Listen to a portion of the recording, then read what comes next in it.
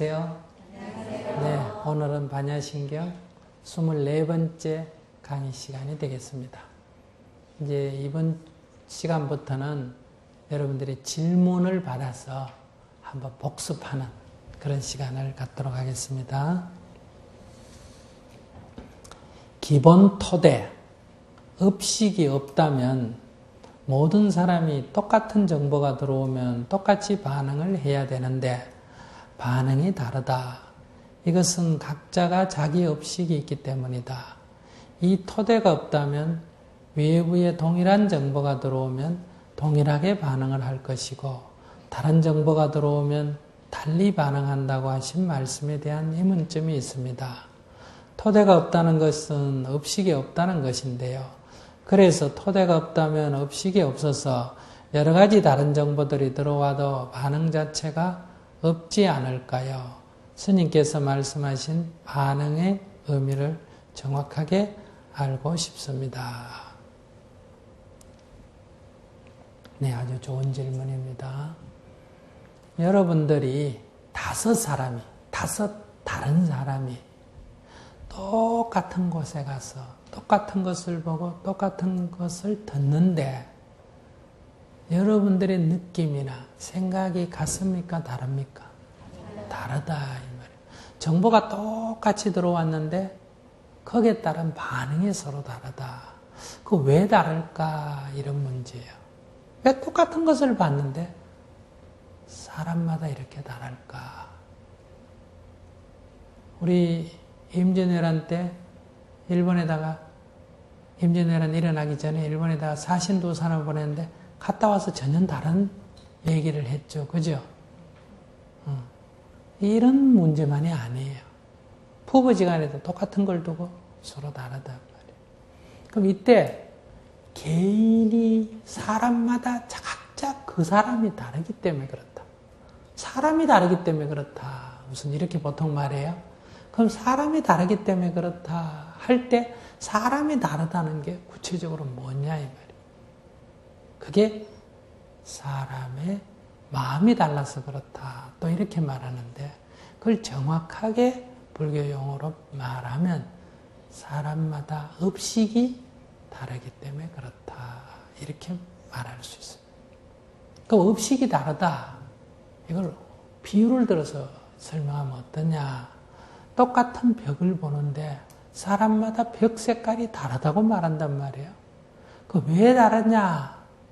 왜 똑같이 봤으면 똑같이 나와야지 왜 다르냐 봤더니 사람이 다 안경을 끼고 있는데 그 안경에 색깔이 다 조금씩 들어있다 이 말이에요. 그래서 똑같은 색을 보는데 그 안경 색깔을 통과해서 자신의 눈에 비치다 보니까 보는 사람마다 색깔이 달리 보였다. 그때 이 안경에 약간씩 달리 들어있는 그 색깔을 업식이라고 할 수 있습니다. 이해하시겠어요?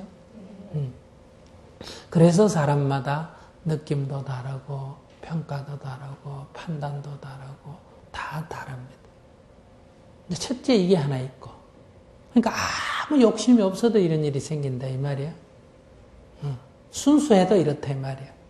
거기다 두 번째가 사람이 자기 욕심이 있다 하면 그 욕심으로 인해서 또 어때요? 사물이 달리 보입니다. 여러분들이 욕심 없을 때하고 욕심 있을 때하고 달리 보입니다. 여러분이 두려울 때하고 두렵지 않을 때하고 기분이 나쁠 때하고 기분이 좋을 때하고 똑같은 소리인데도 달리 반응이 된다 이 말이에요. 그러니까 이런 식으로 또 작용해서 또 달리 보이기도 한다. 그래서 우리 각자는 각각 자기 업식을 가지고 있다. 지금 현재 이전에 여러분이 있다 이 말이에요. 그럼 이제 이 업식을 어떻게 보느냐? 이거는 선천적인 것이다. 전생으로부터 왔다. 이게 나의 본질이다. 이러면 이제 이거를 잘 알아 그래요. 그런데 불교에서는 이 업식이라고 하는 것은 형성되어진 거다. 형성되어진 거다. 현재는 이게 전생으로부터 왔다 하든 이게 본래 내 것이라고 나라고 하든 형성되어졌다고 하든 현재 작용은 같아요, 안 같아요? 같아요. 근데 이 업식이 형성되어진 거다. 이거 형성되어졌다는 거하고 이거 본래부터 있었던 거다. 전생으로부터 왔다. 태어날 때 원래 이렇게 생겼다. 전생으로부터 왔다. 이거는 현재 내가 바꿀 수 있어요, 없어요? 없어요. 이건 다른 것을 설명할 수 있는 건 되는데, 그러나 형성되어졌다. 형성되어졌다는 말은 이거는 변화가 가능한 거예요, 안 한 거예요? 가능한 거예요. 변화가 가능한 거예요. 여기에 큰 차이가 있습니다. 근데 형성되어졌다는 것은 맨 처음에는 그것이 없었다는 얘기가 되겠죠. 그죠? 근데 없었다고 할 때 아무것도 없었다는 거요. 예를 들면 담배 피우는 업식이라면 담배 피우는 업식이 없었다는 거예요. 담배 피우는 업식이 없었다 이런 얘기예요. 그러면 그때는 딴 업식은 있었지만 담배 피우는 업식은 없었고 지금은 또 그때 있었던 업식 중에 없어진 게 있고 또 담배 피우는 업식은 있겠죠. 담배를 끊으면 또 그건 없어지지만 또 딴 게 업식이 있겠죠. 그죠? 이 업식이라고 하는 것은 수천, 수만, 수십만, 수백만 가지로 뭉쳐진 거란 말이에요. 그러니까 만약 이게 다 없어졌다면 반응이란 게 없겠죠. 그러나 이건 있어요. 이건 있다 이 말이에요. 있는데 이게 변해가고 있는 거예요. 형성되어지기도 하고 사라지기도 하는 거예요. 그렇기 때문에 이 반응이 우리들에게 고통을 가져오는 것은 어떻게 해야 된다? 소멸시켜야 돼요. 그럼 이 반응이 다 고통을 가져오는 건 아니잖아. 그죠? 예를 들면 내가 어떤 사물을 볼 수 있는 능력, 그 굳이 없앨 필요 있어요? 없어요? 없지. 저는 나쁜 놈이다. 보는 이런 분별 없이는 어때요? 없애는 게 좋다. 그게 나한테 행복하다. 이런 얘기. 그런 데서 우리가 고통을 가져오는 첫째 업식을 없애야 한다. 업장 소멸이에요. 여러분들이 갖고 있는 어릴 때 받은 이런저런 상처, 지금은 상처 안 받는데도 옛날에 상처를 받아서 여러분들이 업식으로 형성되어 있으면 지금도 약간만 자극이 오면 격렬하게 반응을 하죠. 없는 사람이 반응하는 거하고 있는 사람이 반응하고 천지차이예요. 여러분들이 학벌에 대한 열등의식이 없다 하는 사람하고 학벌에 대해서 열등의식이 있는 사람은 학교 얘기를 하게 되면 아주 격렬하게 반응을 합니다.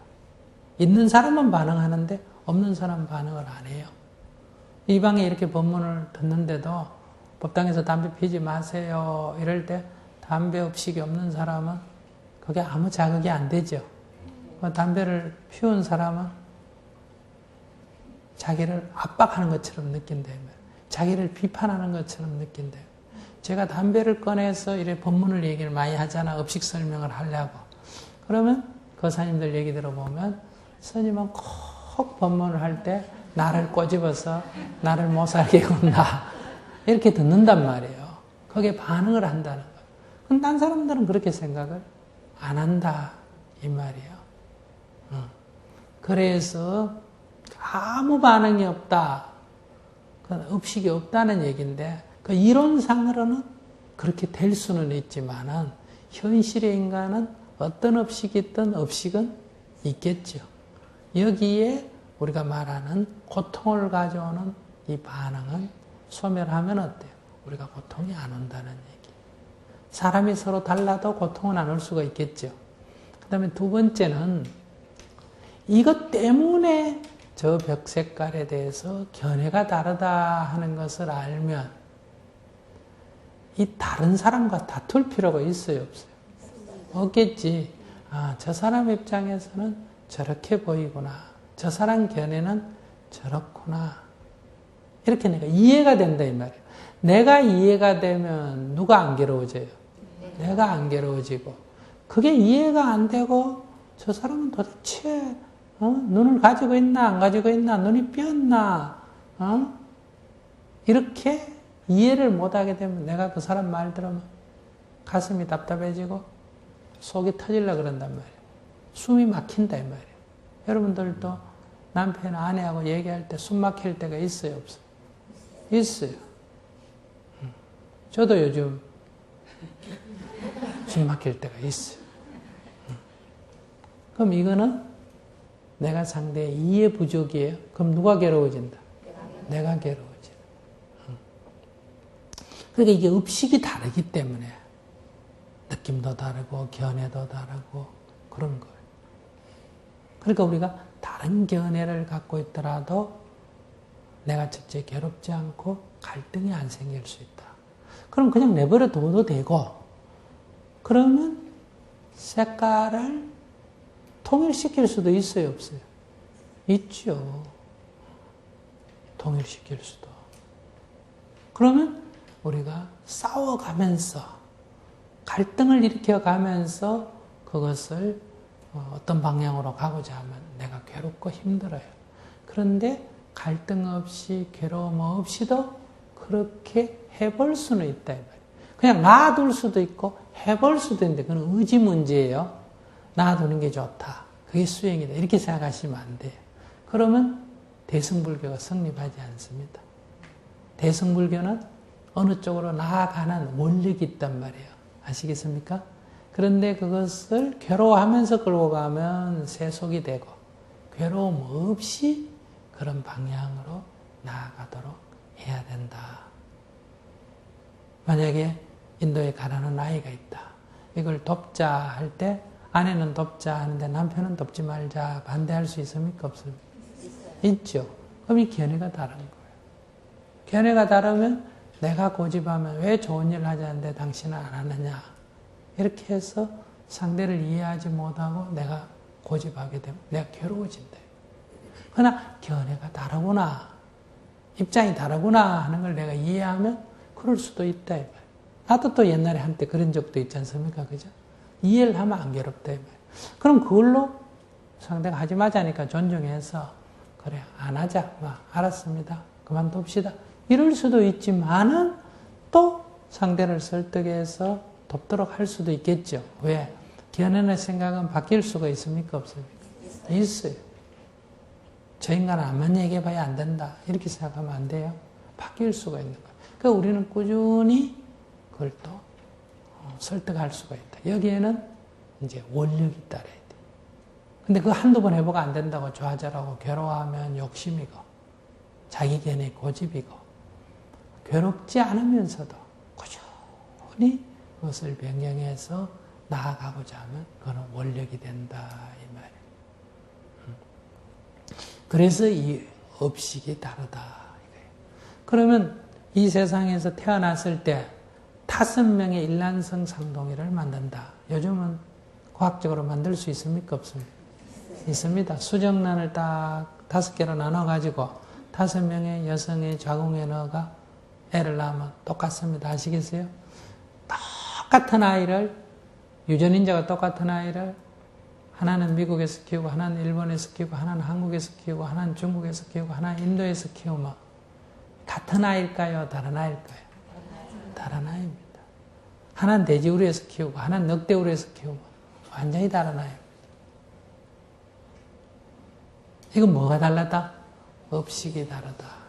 모양은 같지만 업식이 다르기 때문에 다른 아이예요.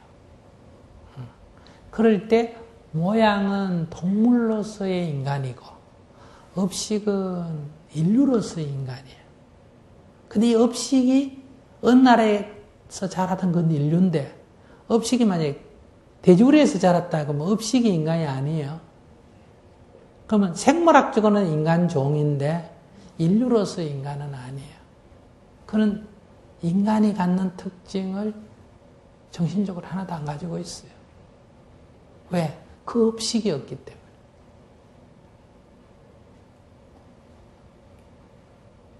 그래서 우리가 어차피 우리는 다 생물학적으로 인간 종입니까? 아닙니까? 인간 종이지.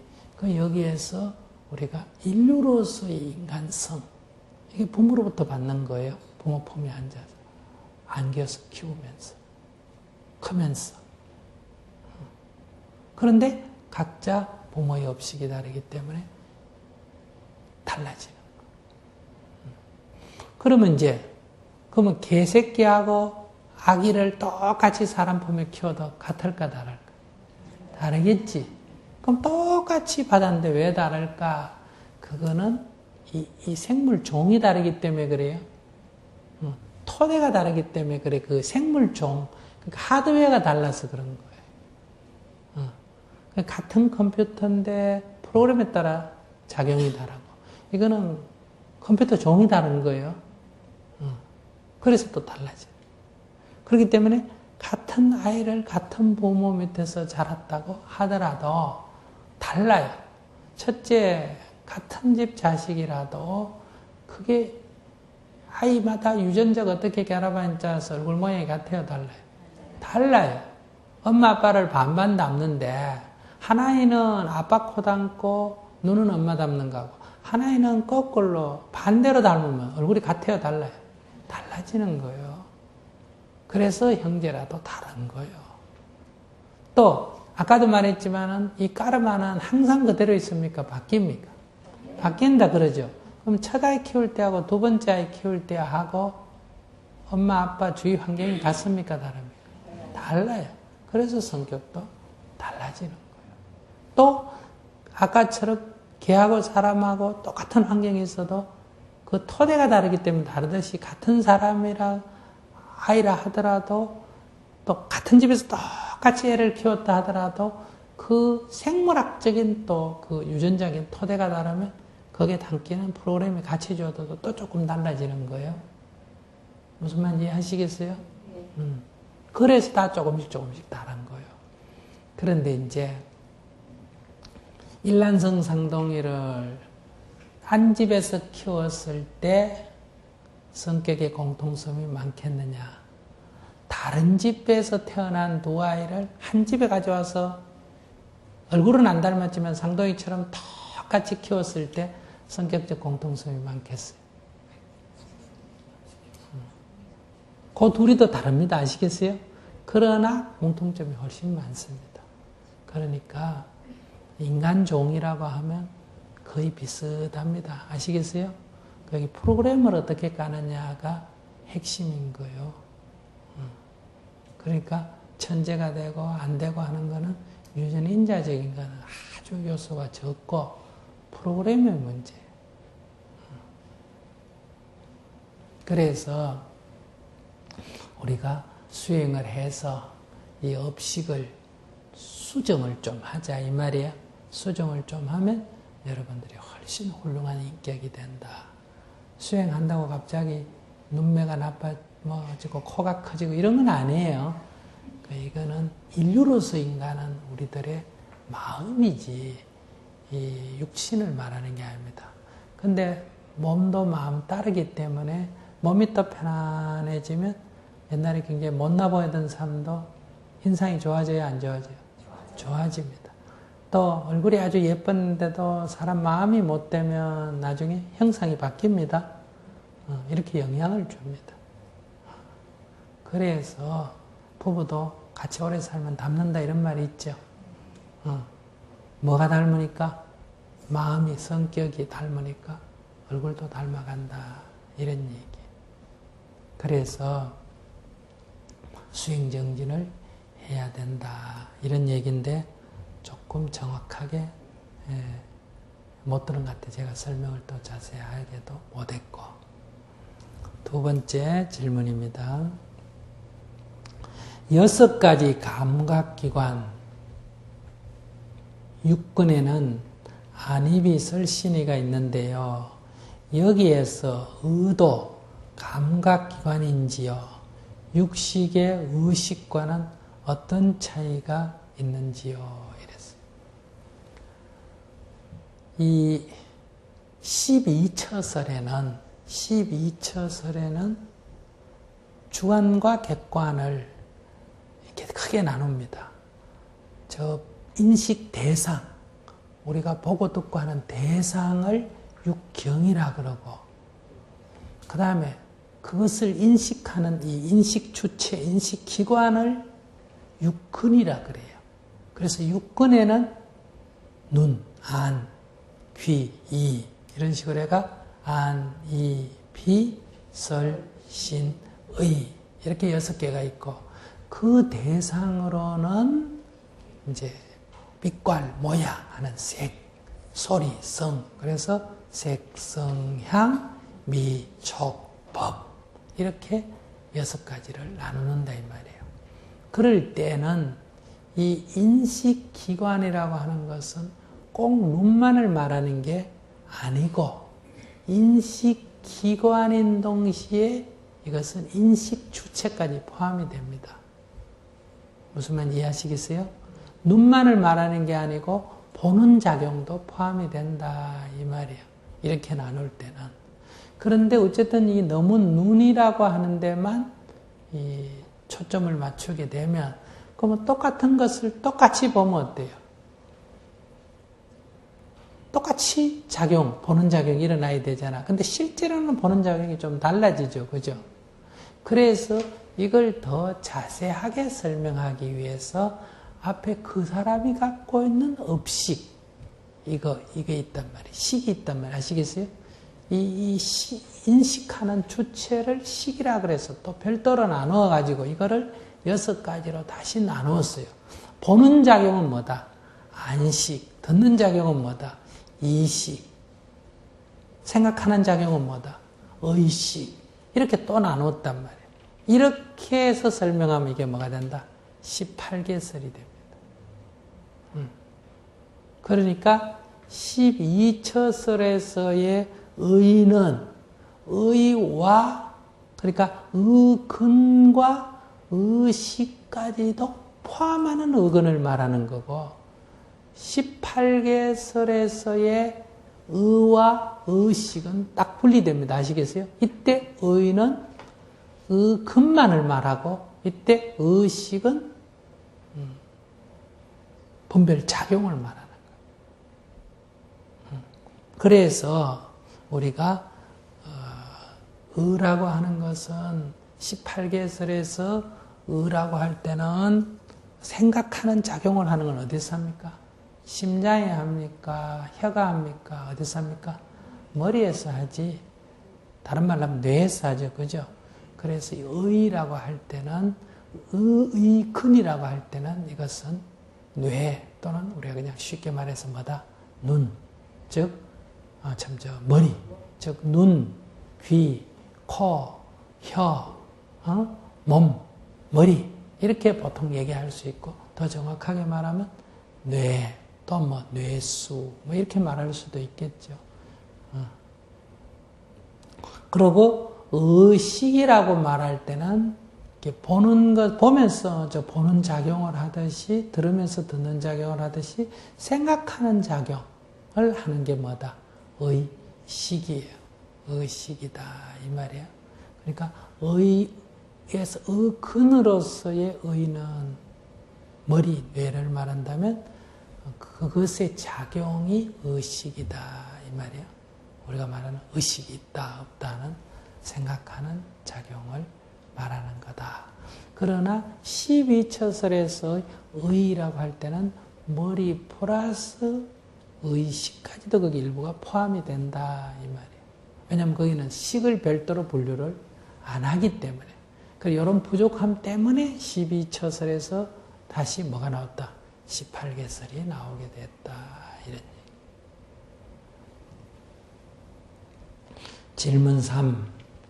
알아차림이 있어야 사라진다는 말씀에 대하여 알아차림이 있음으로 사라짐을 관찰할 수 있다는 것이 더 정확한 표현이 아닐는지요.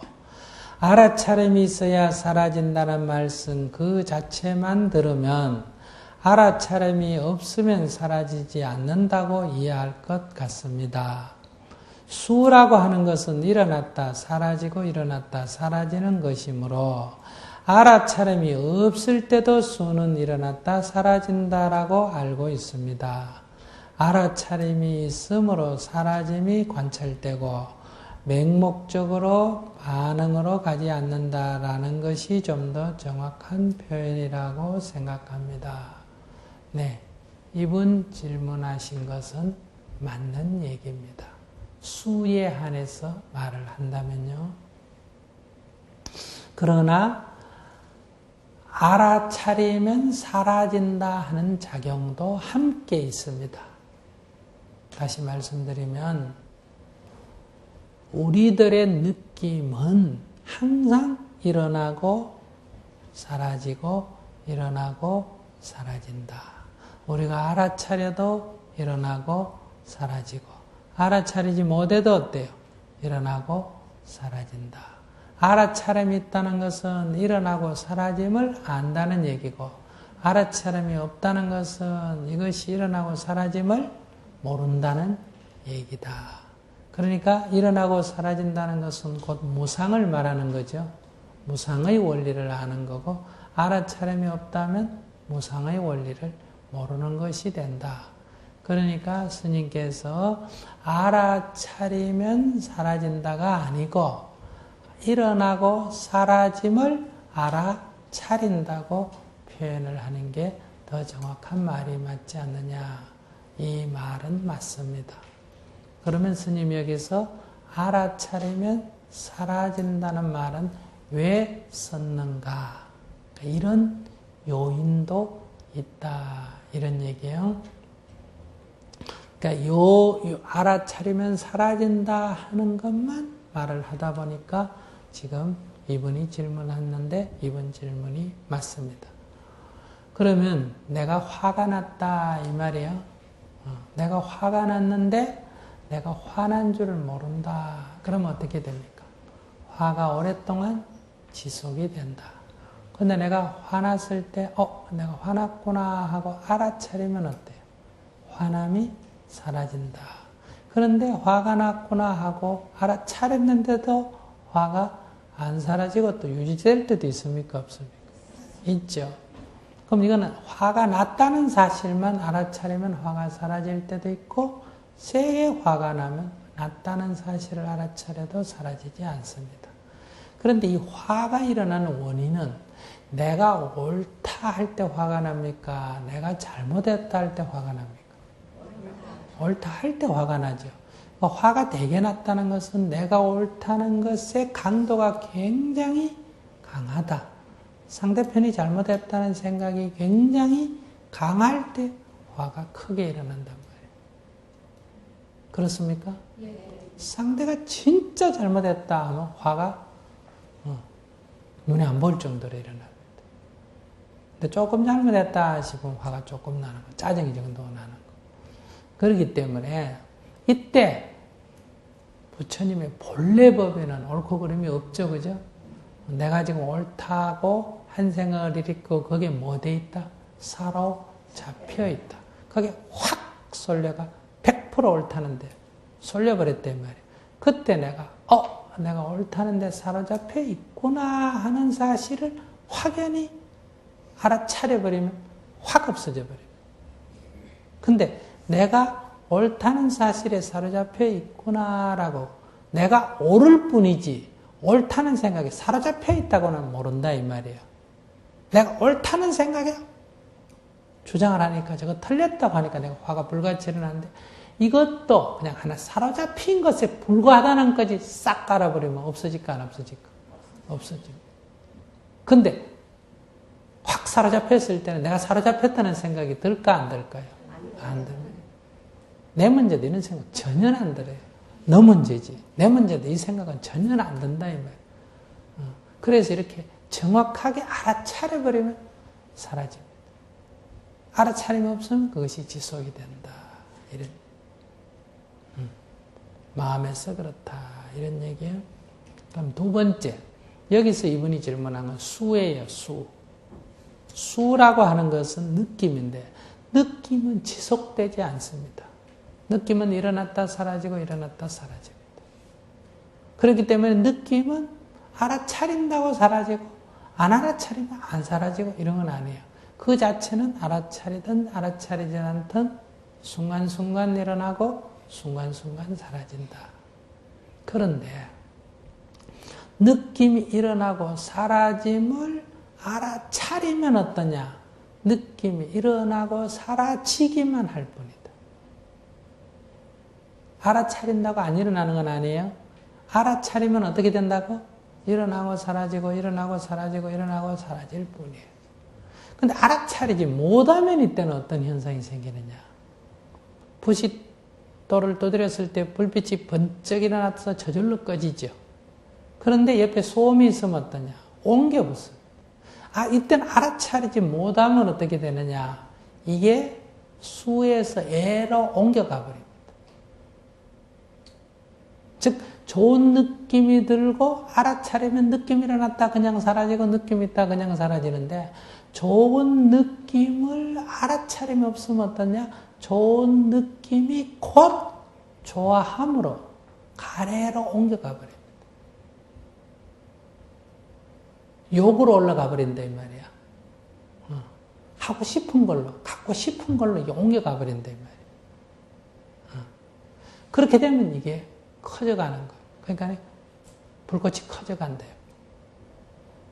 그래서 알아차리면 옮겨붙지 않는다. 일어나고 사라짐을 알아차리면 다만 일어나고 사라질 뿐이다. 이 업식이 있으니까 업식이 거의 반응할 거 아니에요. 그죠? 그 반응이 일어나고 사라지고 일어나고 사라지고 반응할 뿐이지 가래로 옮겨가지 않는데, 애욕으로 옮겨가지 않는데, 혐오로 옮겨가지 않는데 알아차림이 없으면 어떠냐? 이게 옮겨붙어 버려요. 이게 맹목적 충동이라 그래요. 이거를 맹목적으로 충동을 해가 옆으로 나아가 버려요. 그래 되면 욕구가 일어나고, 욕구가 일어나면 그걸 갖다가 가지려고 하는 행위로 가게 돼. 취가. 그렇게 행위로 옮겨가게 되면 그다음에 열매가 맺히는 거예요. 즉 새로운 업이 형성이 된다. 이런 얘기. 그래서 여기에는 다시 수는 관찰하면 그 자체는 일어나고 사라지는데 우리가 그것을 알아차림이 없으면 가래로 옮겨가고 수로 반연해서 애로 가고 알아차림이 있으면 애로 옮겨가지 않는다. 또 반대로 또 다시 애도 그것을 알아차리면 어때요? 우리가 거기서 멈출 수가 있는데 알아차림이 없으면 그것이 계속 커져나간다.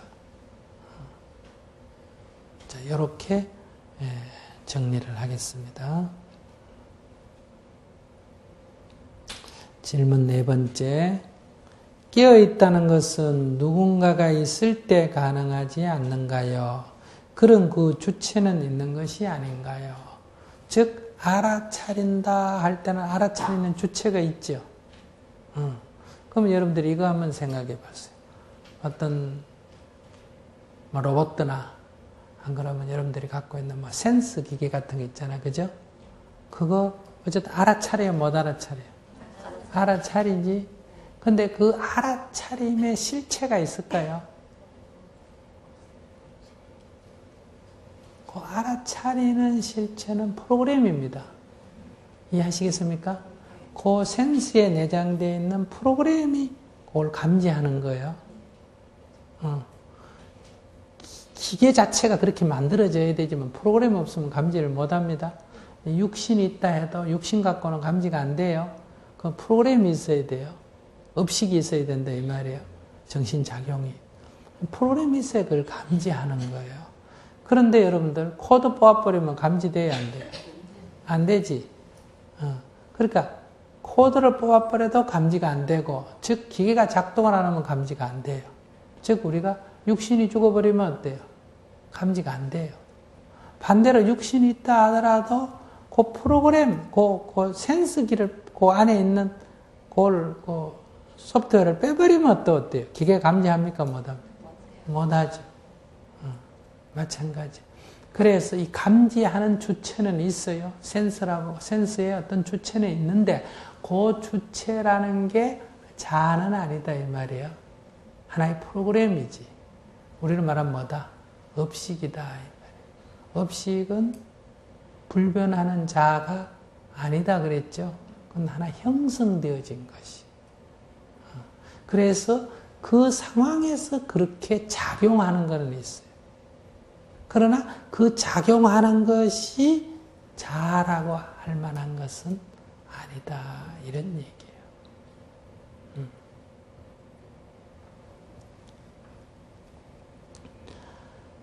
지금 깨어있다는 꿈을 꾸고 있을 수 있지 않는가 하는 생각을 가끔 하게 됩니다. 어떻게 깨달은 줄 알 수 있나요? 아주 좋은 질문이에요. 우리는 지금 깨어있지 못하면서도 깨어있지 못하다는 사실을 알지 못하죠. 깨어있지 못한 상태에서도 우리 마치 깨어있는 것처럼 지금 착각하고 있어요.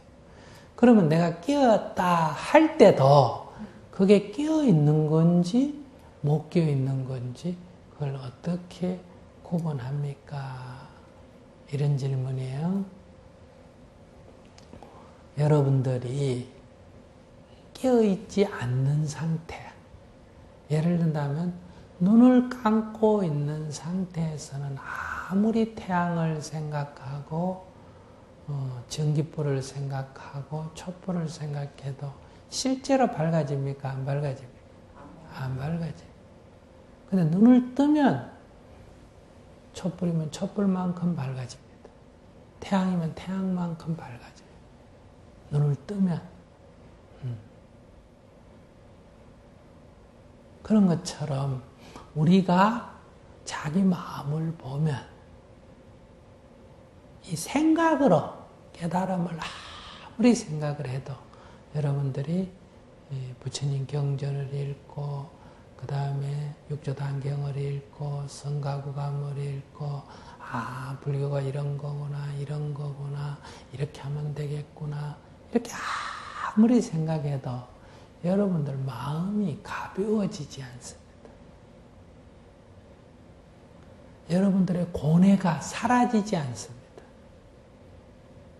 여러분들의 마음이 워낙에 밝아지지가 않습니다.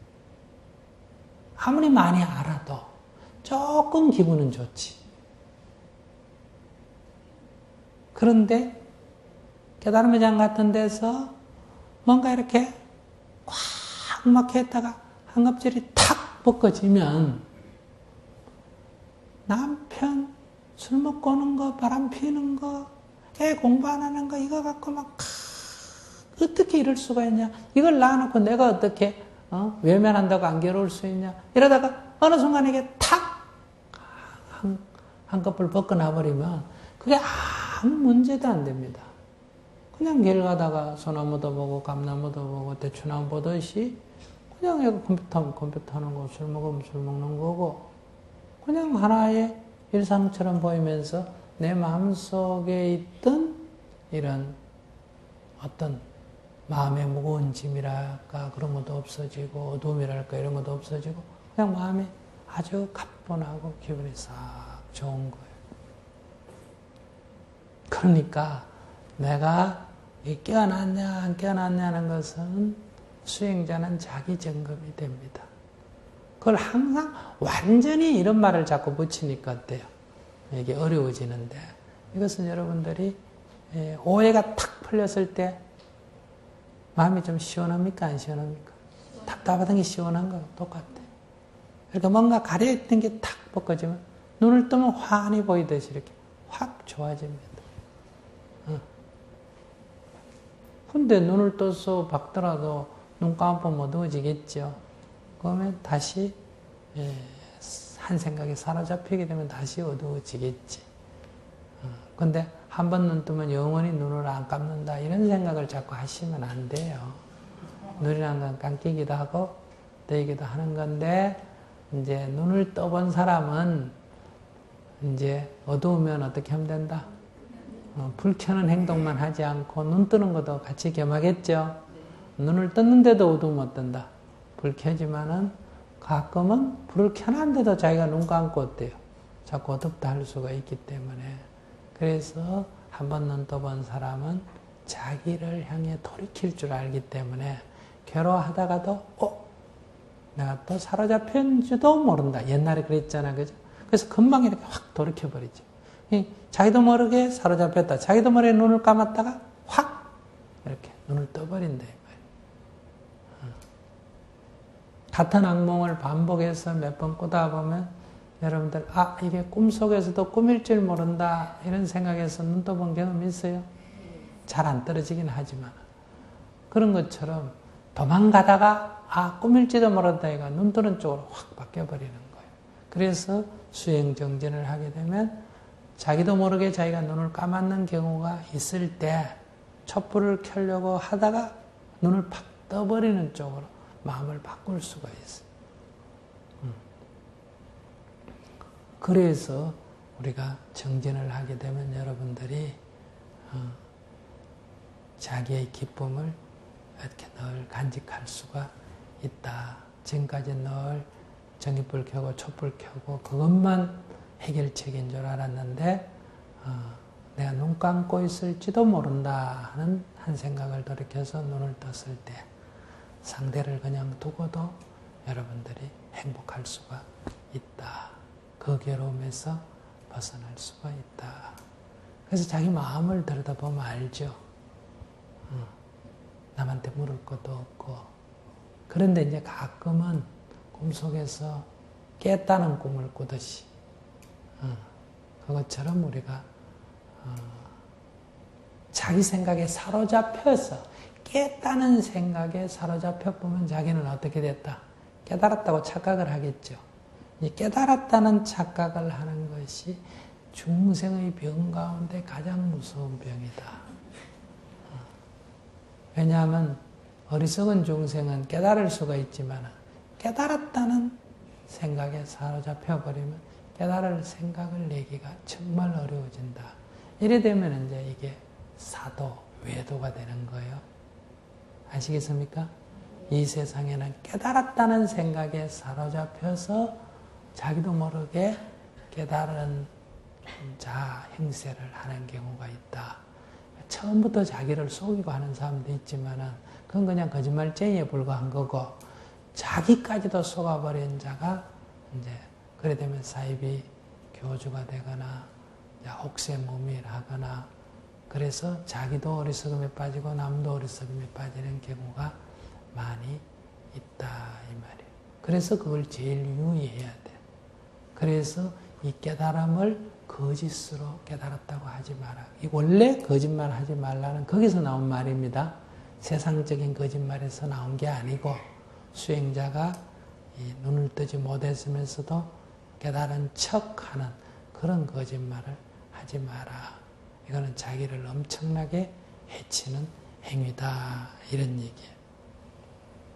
자, 여기까지 하고 또 다음 시간에 하겠습니다.